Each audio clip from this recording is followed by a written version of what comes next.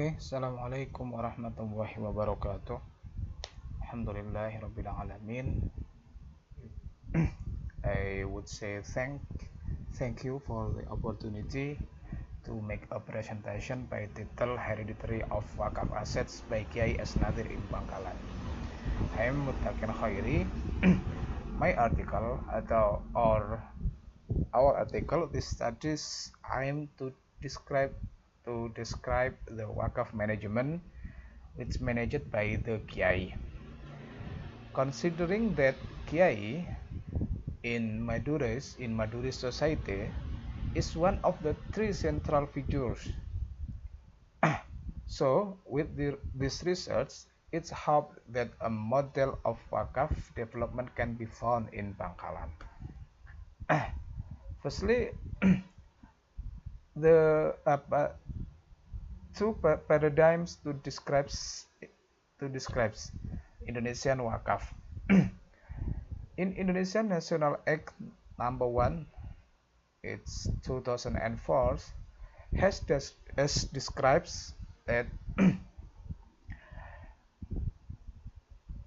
which provides a new picture of two paradigms, namely the first, the ideological paradigm, and the second is the socio-economic paradigm. The two paradigms indicate that the value of Waqf for the Ummah has a religious ideological foundation as well as humanistic values.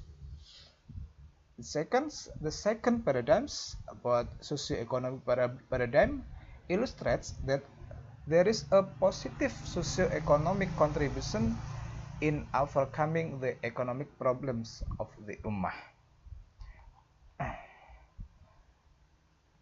About the Waqf regulation, provisions of Waqf regulation in Indonesian, firstly, the obligation to record Waqf pledge. So it's how to record and document all Waqf assets so that they become assets that can be managed and utilized properly. And second, Waqf is not limited to land and buildings. It contains other movable object Waqf. And the meanings of Waqf can develop which is not limited to land, building, and so on, but can be about money Waqf or cash Waqf, link sukuk Waqf, and stock Waqf, and etc.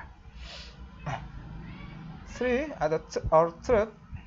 the value of economic benefits on Waqf object which not only relate to religious or social facilities. Aside from being useful for religions, Waqf assets are not limited to mosques, prayer rooms, or musola, or in the social sector, which are usually for graves only. But the value of Waqf in the Waqf regulation is expected to be more than benefits in the religious field alone.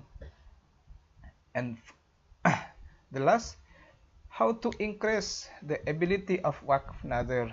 So how can the government start trying to empower Waqf Nazhir, which has been managing Waqf assets which are still not of productive value, still limited to traditionalist use only?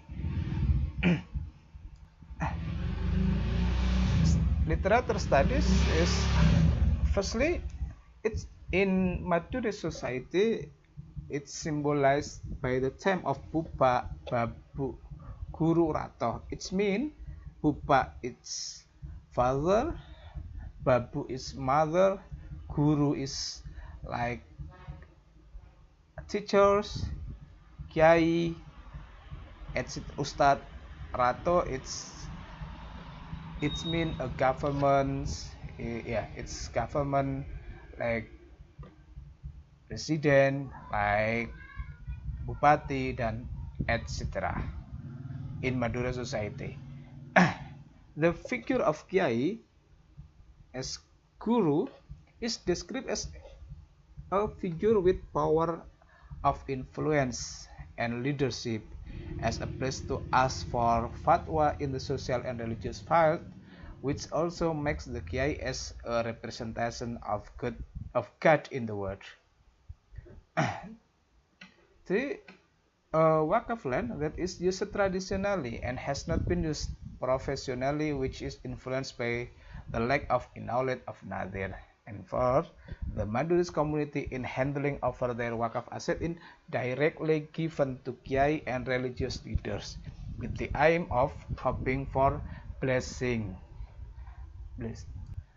Our method, our research method is using qualitative research, phenomenological approach, and component analysis. The result of my study, my research, indicate that the Nazhir Waqf Kyai has changed to the second and third generations, and no Nazhir change process is carried out based on the official rules in the Waqf regulation.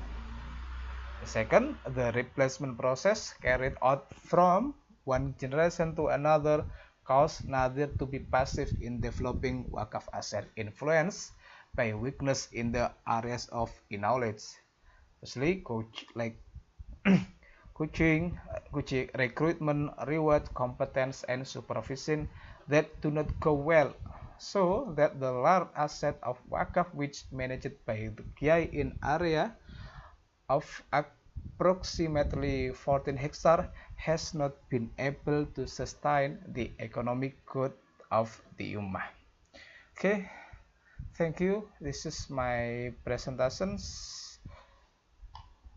For your attention, I say thank you and Assalamualaikum warahmatullahi wabarakatuh.